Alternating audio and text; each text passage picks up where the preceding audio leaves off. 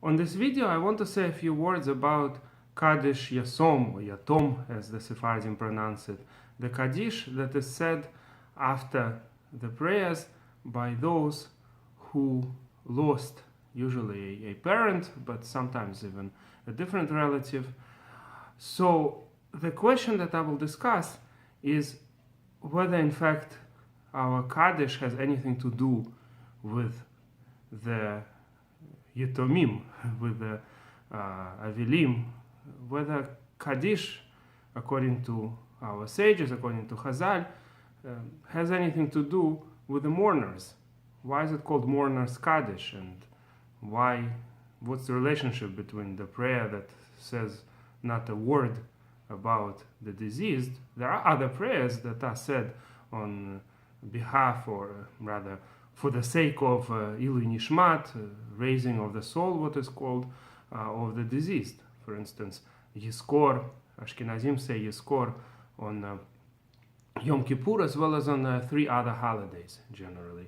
And the reason, according to one of our sages, Levush, is because on those holidays, the parasha that is read, the Torah reading, has to do with giving Meiser, with giving tzedakah.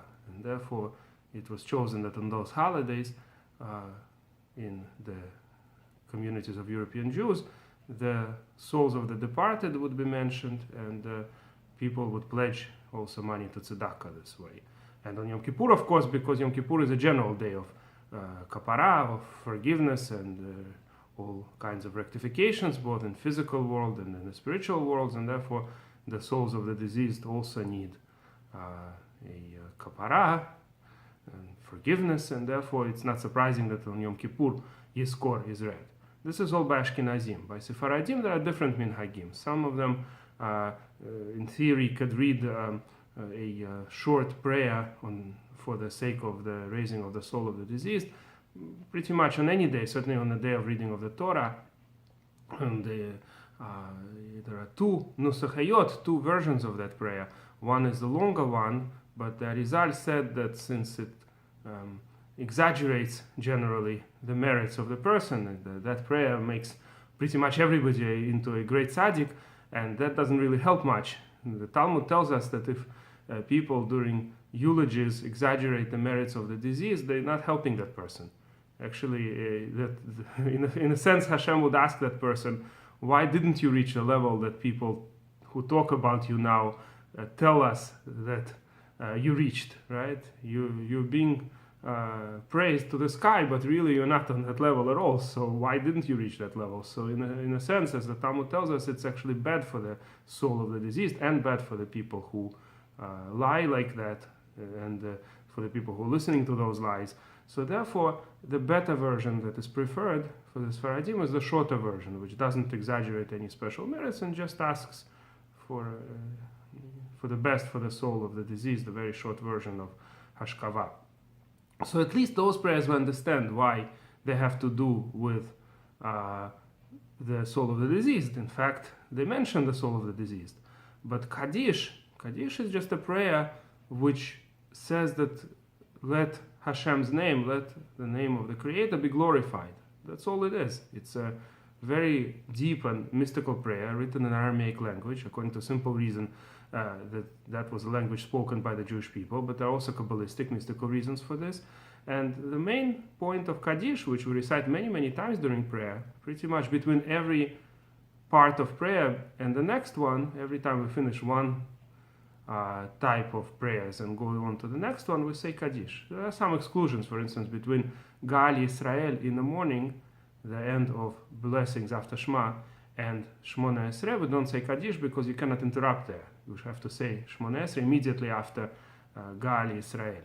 But other than that, in most places when we say Kadish, it's basically a place where we finished one set of prayers and go on to the next level. In fact, Arizal explains, according to Kabbalah, all the mystical reasons for Kadish in those places and what the concentrations, according to him, should be in various places for Kadish. But at any rate, there is nothing in Kadish that says anything about the soul of the deceased, or one wouldn't even think that it has anything to do with mourning. Why mourners Kadish? That's the topic of today's short lecture. So the sources for this that are quoted are not from the Talmud, not from the Babylonian Talmud, not from the Yerushalmi, the Talmud of the land of Israel, and the sources generally quoted are some midrashim. That's also words of Chazal in theory. All the midrashim generally come from the same sages as the ones who are mentioned in the Talmud. The problem is that once you look in all those sources that are mentioned, there's a few of them. One is in certain versions of Tanhuma, Midrash Tanhuma. Others quote certain versions of the Midrash called Tana de Eliyahu. Then there is a version of what's called Masechet Kala. It's a really post-Talmudic period when this Masechet was composed, but it's a kind of tractate of sorts which discusses marriage, but also all sorts of other topics. So all of these sources that are quoted, they have the story, which is pretty popular. I'll say it in a few words, but a lot of you probably have heard it. But each of the versions is very different from another version. They're all quite different. Also in various versions of Zohar, Kadash, again, this story in some version is brought. But in every case, the story is somewhat different. So the main point of the story is something like the following, that there was some person who already died, who appeared to a sage. In some versions, the sage is Rabbi Akiva. Apparently appeared in a dream, or somehow Rabbi Akiva saw or understood that there is this person who died, and he's suffering a lot because he was very wicked. And Rabbi Akiva promises for some reason to help him. And he finds out that this person had a son, or in some versions his wife was pregnant and will soon have a son possibly. And Rabbi Akiva tries to find this woman and either finds her pregnant and waits till she gives birth, or in other versions the sage, whether it's Rabbi Akiva or some other sage in various versions, he finds already a born son who doesn't know any Torah and doesn't keep much of the mitzvot either. And he starts teaching him until the son goes to the synagogue and starts saying, you think Kaddish, right? No, in most versions it's not even Kaddish. He either starts teaching Torah, or he starts saying Borchu, or he starts saying Haftorah. That's what we read from the prophets after the reading of the Torah. So in various versions, the son starts saying something. He basically does something meritorious, and that helps his father.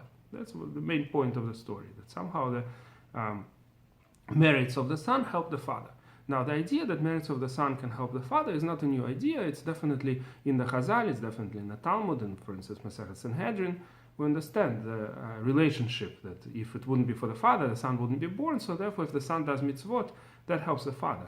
However, in none of these stories, Kaddish specifically is emphasized. That's the main problem. None of the stories say that he specifically said Kadish. Some of these stories have Kadish and something else. You see, these stories, besides being in the sources that I mentioned, they're also quoted in various Rishonim, various early commentators. And various commentators, again, quote all kinds of versions of these stories. Whether the sage was Rabbi Akiva or not, whether the woman was pregnant or already gave birth, all these things are different in various stories. But they all have the general structure that's pretty similar, that somehow when the son went and said something in the synagogue, or started learning Torah, or started teaching Torah, somehow that helped his father. So in some of the versions that are brought in the Rishonim, though, Kaddish is already mentioned. It specifically says the word Kaddish. But usually it's with something else. It's either Kaddish and Baruch, for instance, that the son said, or in some cases something else that he said, let's say Haftorah. The point is that I examined every single source that I could find that deals with this topic, and not a single one in the Rishonim, in the sources, says that it was specifically Kaddish, that somehow has a sigula, has the specific power to help the soul of the disease more than anything else. So then the question comes, so why is it that people assume that it has to be the Kaddish? Well, actually it's not so obvious. The Rama, our main authority for Ashkenazic Jews, in fact says that it would be much better if a person would pray the entire prayer. For instance, if he'd be Shliach Tzibur, if he'd be the Chazan, the person who lost his father or mother, if he says the entire prayer, that's much more meritorious, because he does a lot of Zikui Rabim, what's called, what he does when he prays. People answer Borchu, Kadish, Amen on his brachot, Kiddusha.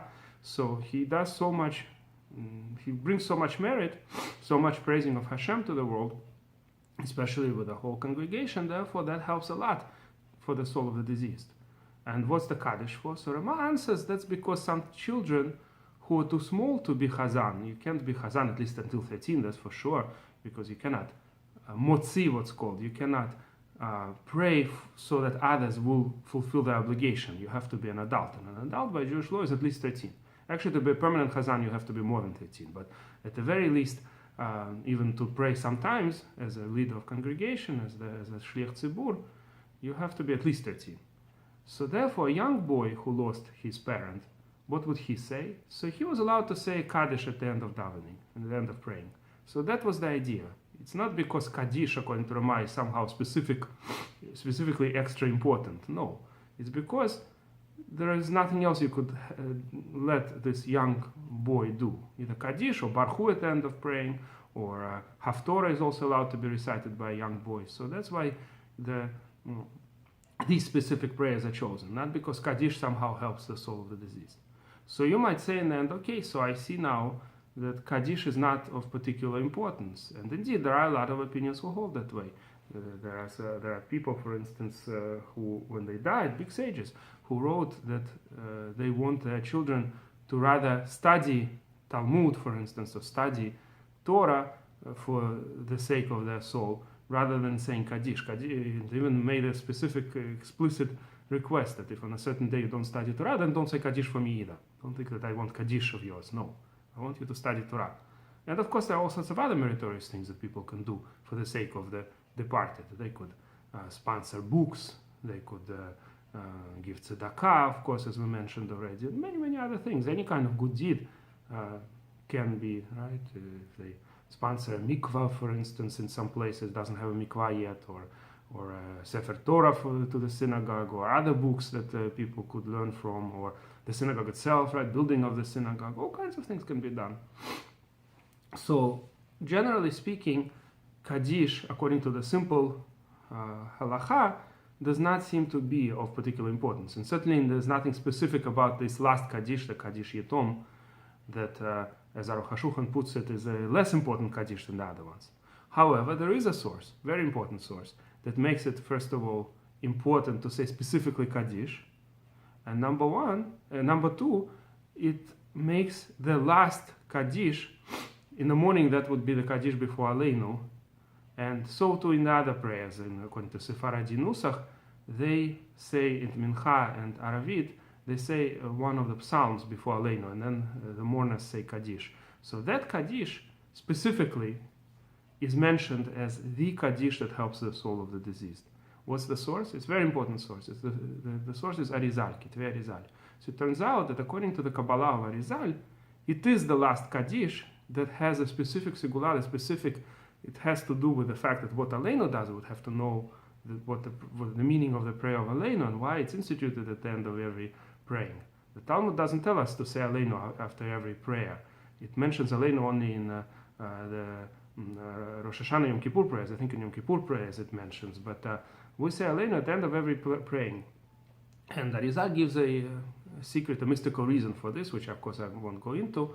And he explains why the Kaddish right before that Aleinu is of extreme importance for the bringing up the souls of the deceased, whether they're in Chas v'Shalom in Gehinom suffering, or even if they're already in Gan Eden, but to bring them to a higher level. So according to Arizal, indeed, number one, it's the Kaddish that specifically has this power, and number two, it's the specific Kaddish, not just any Kaddish. That's the Kaddish Yatom, that's the Kaddish that specifically helps for the soul of the deceased. So if we want to answer the originally posed question, does Kaddish have anything to do with mourners? The answer is it depends on which opinion you follow. According to Arizal, yes, absolutely. Kaddish, and specifically Kaddish Yetome, has this tremendous power for the soul of the deceased. But according to the Rama and the Aruch HaShulchan and all the poskim who dealt with this topic according to the straightforward meaning of the Talmud, Kaddish has nothing to do with the disease. There's just an extra merit, which in the case of a young boy who lost his parents, he can only say Kaddish or certain, Barhu or Haftorah. But in the case of an adult, it's better to do other things, for instance, to be a Chazan and to say other prayers, and that helps more. So depending on which opinion you follow, Kaddish may or may not be the the centrally important issue after the person dies, the specific merit that his descendants say Kaddish. And on this video is over. If you like it, you could come to our website, torah1.com, where we have a lot of videos on all kinds of topics, as well as many articles and books and much more.